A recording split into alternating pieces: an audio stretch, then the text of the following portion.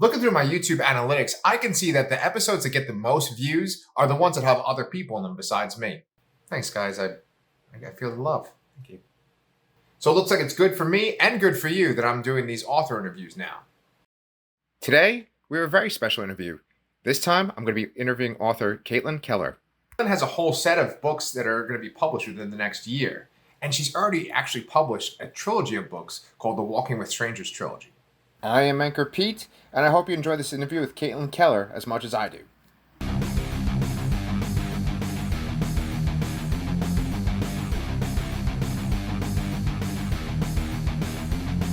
All right, Kaitlyn, so welcome to the show.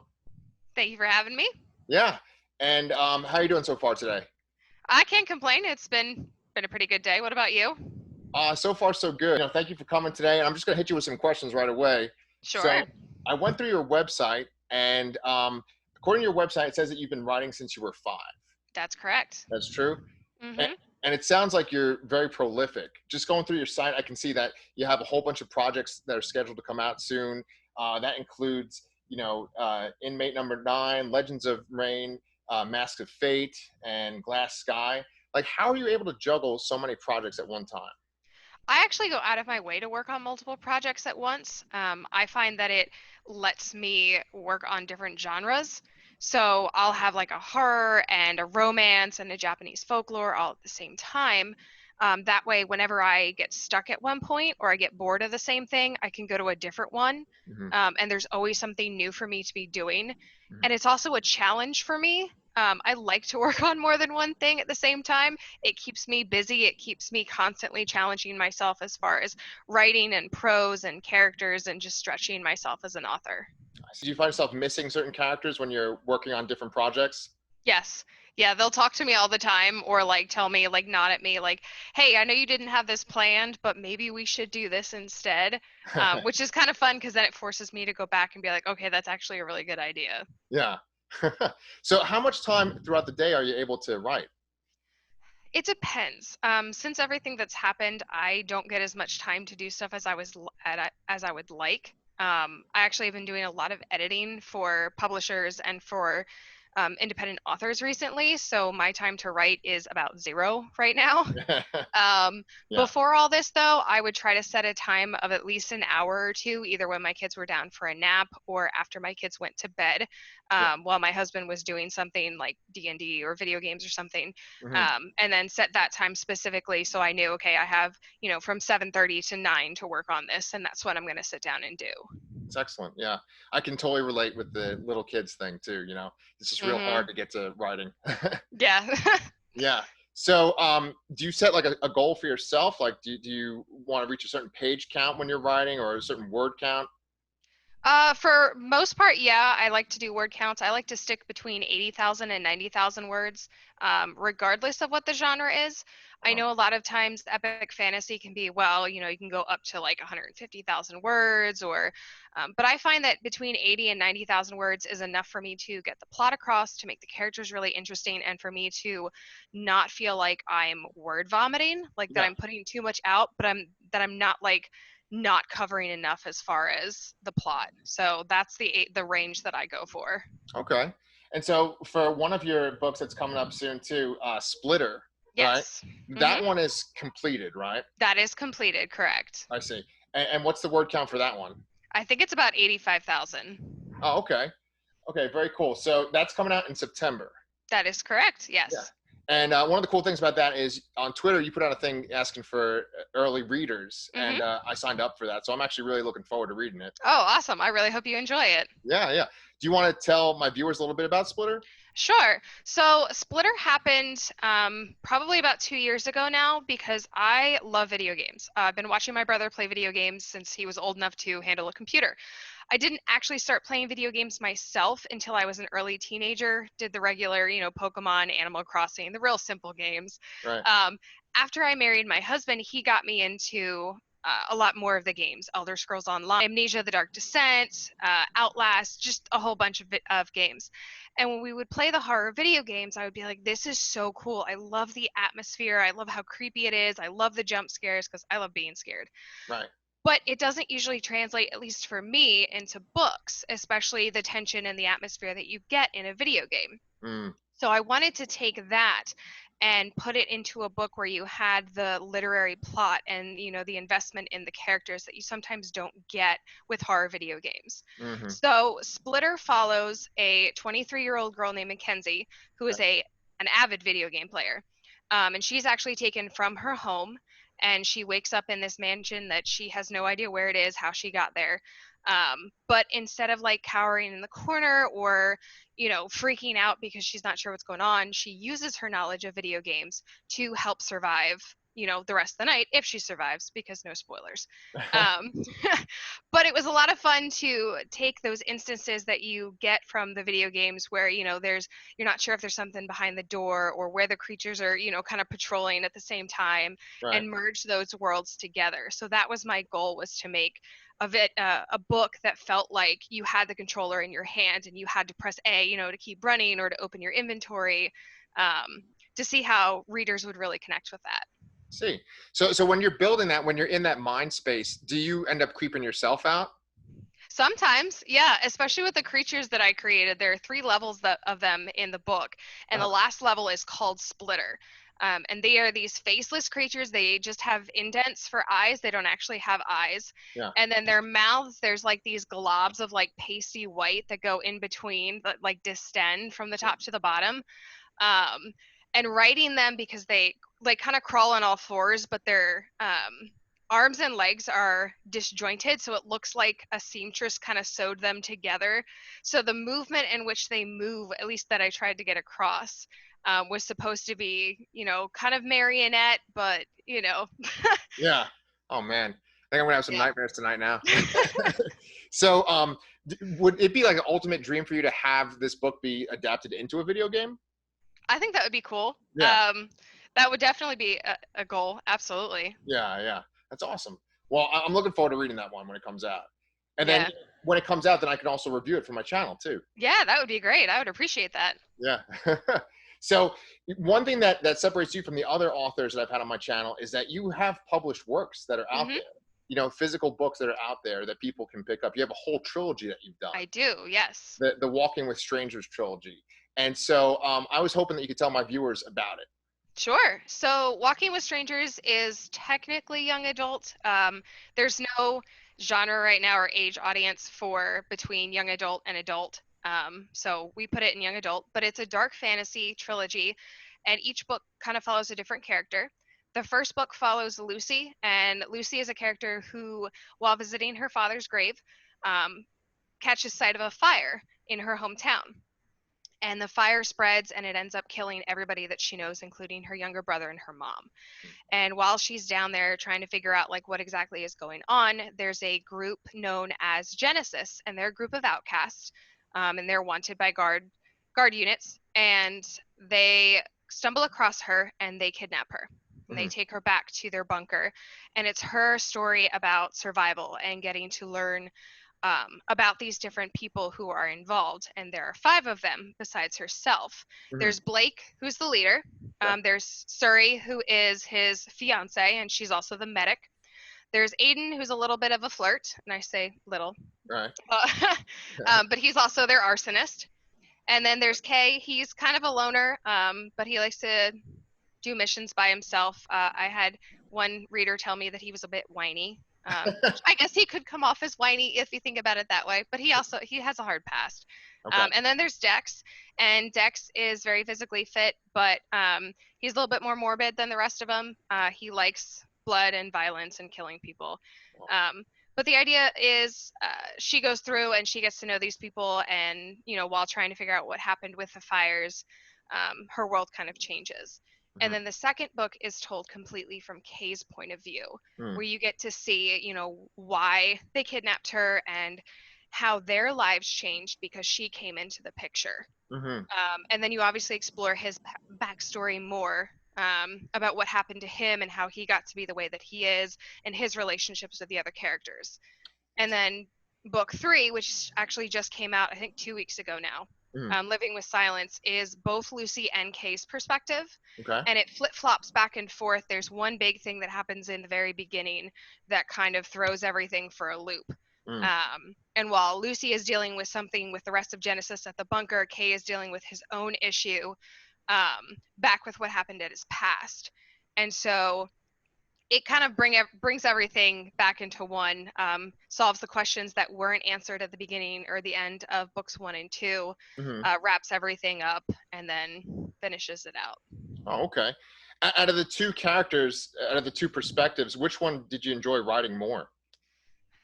I really enjoyed writing Kay. He was Okay. actually the first time that I had written a male character, and at first I was kind of concerned because I wanted to do him justice. Yeah. But in the end, the way that he tells the story, I think, was just a lot of fun to write because it was from a darker, more pessimistic point of view, Uh-huh. whereas Lucy is much more optimistic, much more upbeat, and just overall happy, Mm. whereas Kay is a lot darker and isn't. And I Mhm. tend to be a pessimist in real life, so Okay. I got to channel a little bit of that, Right. and look at the world through that kind of point of view, which I thought was a lot of fun. Oh, okay. So out of all the characters in that series, do you identify the most with him, or do you identify kind of like, is there a piece of you in each of them, or? There's definitely a piece in each. I do have a really morbid sense of humor, the way that Dex does. I Right. have never killed anybody, Okay. at least not in person. I have done literature where I've killed characters off, if you count that. Right. With Aiden is kind of somebody I always wanted to be. Like, I always wanted to be a little bit more flirtatious, a little bit more people friendly, and I never got to be. Okay. Kay is definitely who I am, like, without being who I am. I know that kind of sounds weird. No, I understand that as a writer. Yeah. But I kind of had a difficult childhood growing up in certain aspects, and so I got to live a little bit through Kay, I see. to work through some of those issues. Not the same, but at least make that connection. Hmm. Uh, So maybe she's like done certain things that you could have wished you had done yourself in your life, like that kind of thing, or? with some of the other characters, yes. Okay. Kay hasn't handled things great. Okay. Um, but it's more like focusing on the pain that he is experiencing and just kind of being able to express that, Mhm. um, in a way that I haven't been able to express that in any other outlet. Oh, okay. Interesting. Yeah.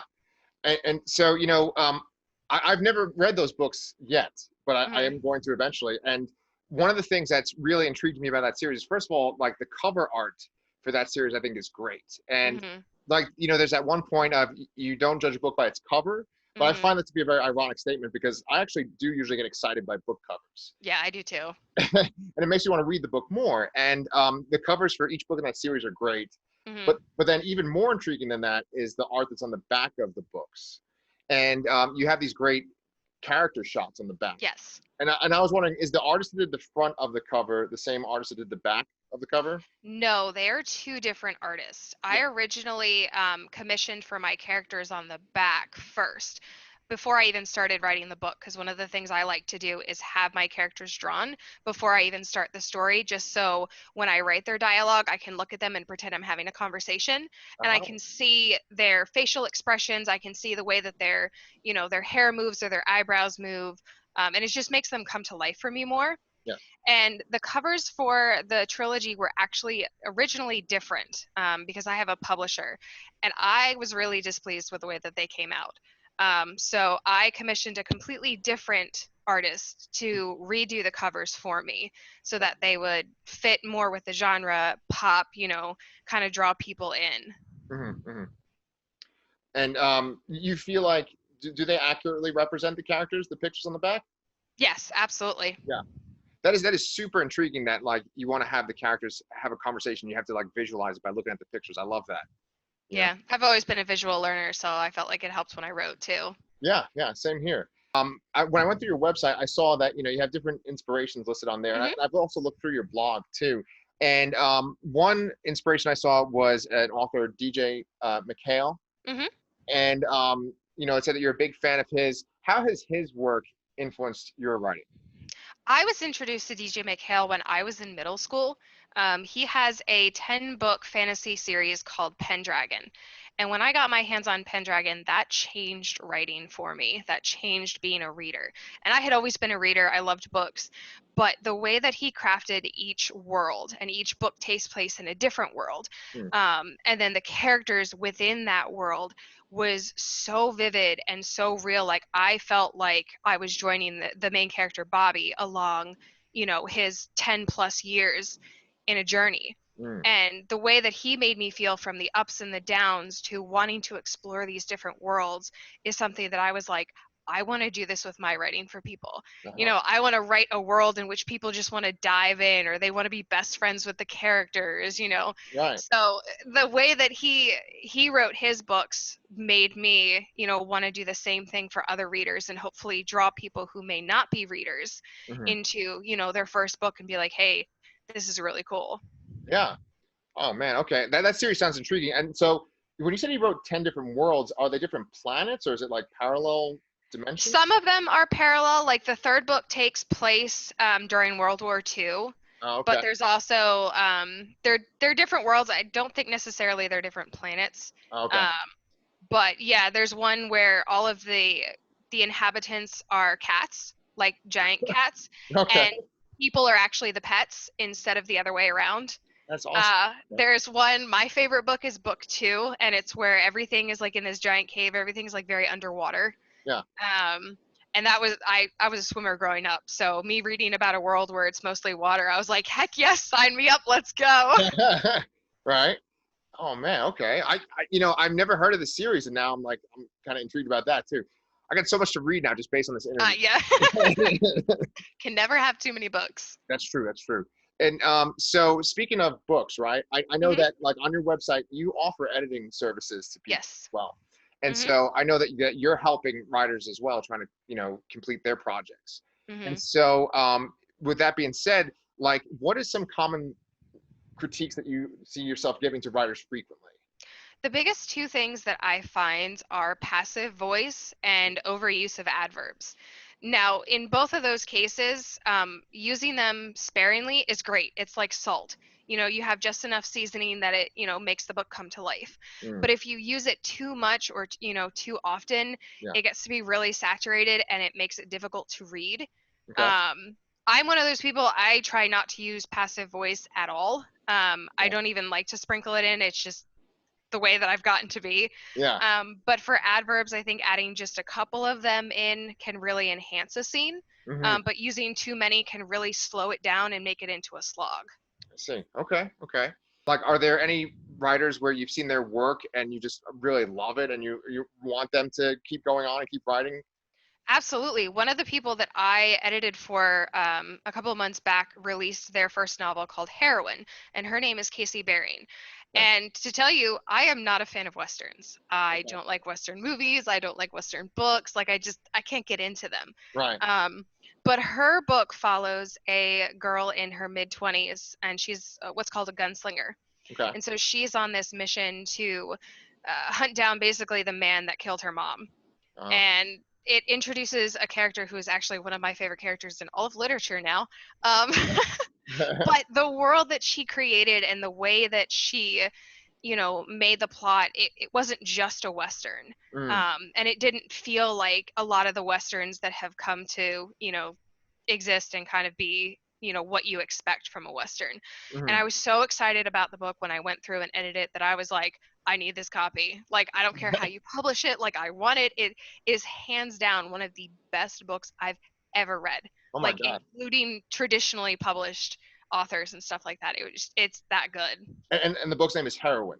It's Heroine, yes, and Okay. you can get it. It is available now on Amazon. Oh my God, that's awesome. Okay. Wow. All right. I'm adding that to the list now too. So I'm totally loving this interview. I noticed that you have actually interviewed people for your website as well. Hmm. And one of your authors I saw you had a discussion with, you talked about being a planner and a pantser. Yes. And so my viewers might not know what those two terms mean. Would you mind Mhm. just explaining that to them? Sure. So a planner is essentially somebody who plans out their entire book. Now, this could be writing down plot points that you know want to happen, or it could be something like what I do, which I use between 10 and 15 pages, and I jot down everything that happens. Mm, Every little event, every exchange of dialogue, like anything from the very beginning to the very end, mm, writing it all out so that we kind of have a roadmap of where to go. Whereas on the other hand, a pantser is basically someone who flies by the seat of their pants. yeah. They're people who have no idea what could happen next. They may not even know what happens on the next page. They Mm. kind of, write as they feel it and write the events and the characters and dialogue as it, pops into their head. Can you determine a planner or a pantser when you're looking at the edits? Like, can you look at them and be like, oh, I can tell this person is a pantser or this person is a planner? Not all the time, no. Right. Sometimes because people have gone back and edited multiple times, they've done such a seamless job of Mm, making it look like everything was already planned out from the very beginning. mm-hmm. There have been very, very few times where I've read a scene and I've been like, this seems really out of place. Right, right. And at that point, you can tell they either added it later on or it's just one of those that popped in their head and they ran with it. But for the most part, from what I've read, authors do a really good job at making it seem like everything fits together the way Mm, it should. excellent. Okay. Cool. Yeah. Well, thank you for explaining that to the viewers too. Absolutely. Yeah. I was Hmm. going to ask you one last question though too. You mentioned on your website that you really like villains, that you prefer them to Yes. heroes. And so I was wondering, are there any specific villains like from fiction, maybe from your video games or from anime that you've watched that you really love?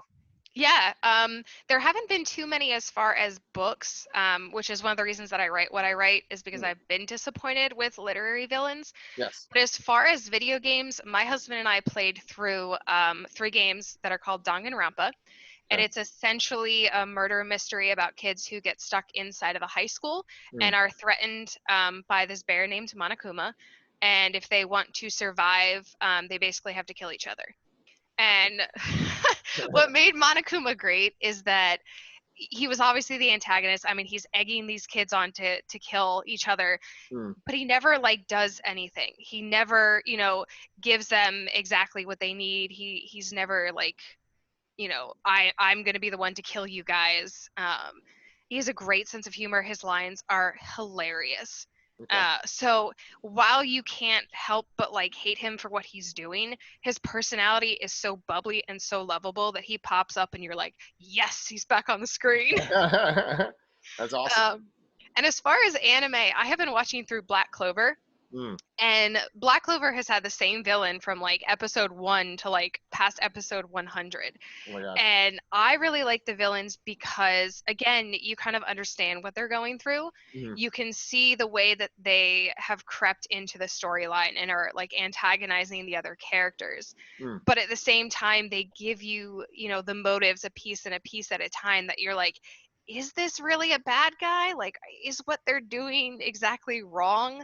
So by the time like they actually reveal everything from start to finish, you feel conflicted Mm. because good and evil isn't black and white, and all of a sudden the people you thought were evil may not be evil.